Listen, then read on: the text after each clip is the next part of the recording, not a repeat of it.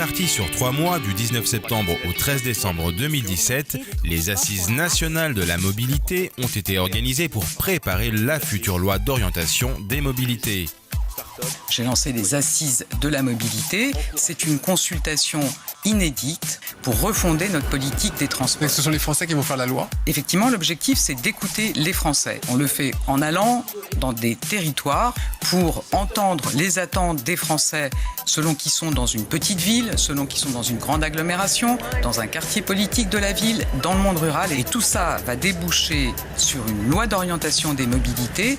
35 ans après la dernière grande loi, la loi d'orientation des transports intérieurs, qui forcément a un peu vieilli. Et l'idée, c'est vraiment de répondre à tous ces enjeux et donc de préparer les transports de demain. Cette grande consultation a permis d'identifier les besoins et les attentes prioritaires de tous autour de la mobilité. De nombreux acteurs comme les citoyens, les collectivités, les acteurs de la mobilité, les entreprises, les experts, les élus et les ONG de l'ensemble du territoire ont participé à faire émerger de nouvelles solutions pour la mobilité de demain. Sans les acteurs du territoire, on n'arrivera pas à construire le modèle de la mobilité de demain qui sera un modèle de compétitivité, d'attractivité du territoire.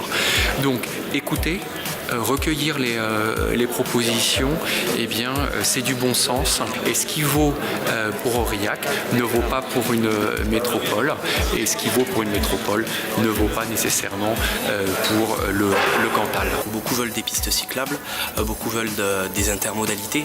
Dès qu'on sort du train, pouvoir de suite prendre le vélo ou autre. Aussi l'accès au train pour les personnes handicapées et les personnes âgées. Mais il y a aussi des désaccords au niveau de la nationale 116. Certaines personnes veulent la transformer, mettre une 2x2 et d'autres veulent privilégier sur le fonctionnement du train avec plus d'horaires, avec plus de fréquences au niveau des transports en commun. Pour associer tous les acteurs concernés aux grands choix en matière de politique de mobilité et permettre à tous ceux qui ont des idées de les exprimer et de faire des propositions, les Assises nationales de la mobilité ont organisé des ateliers territoriaux, des ateliers thématiques et des ateliers de l'innovation sur tout le territoire. L'objectif, c'est véritablement de venir sur le terrain. Moi, je suis parlementaire, venir sur le terrain pour voir cette énergie qu'il y a autour de ces nouvelles technologies, autour de l'innovation. Une innovation qui a toute sa place au sein des Assises de la mobilité.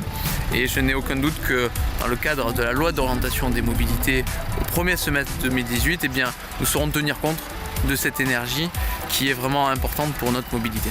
Parallèlement à ces ateliers, une plateforme en ligne ouverte à tous a permis aux citoyens et aux institutions de participer au projet en déposant leurs contributions. Si ces assises ont permis d'établir une première feuille de route pour cette loi de mobilité, le secrétaire d'État Julien Denormandie l'assure, l'État va de l'avant et n'avance pas en silo.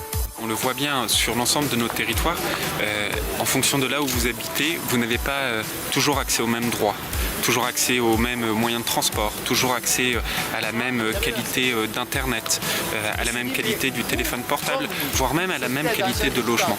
Le fait de se déplacer ensemble avec Elisabeth Borne montre bien que la stratégie de ce gouvernement, ça n'est absolument pas de travailler en silo, en se disant d'un côté on a les mobilités et de l'autre côté on a par exemple les sujets de logement ou les sujets d'accès au numérique pour tous les Français. Ce que nous voulons faire à travers ces assises, c'est d'abord écouter et débattre pour que l'État puisse mieux accompagner vos initiatives, mieux réguler ou mieux coordonner. En somme, mieux outiller les acteurs de la mobilité pour que notre pays réponde aux attentes des citoyens.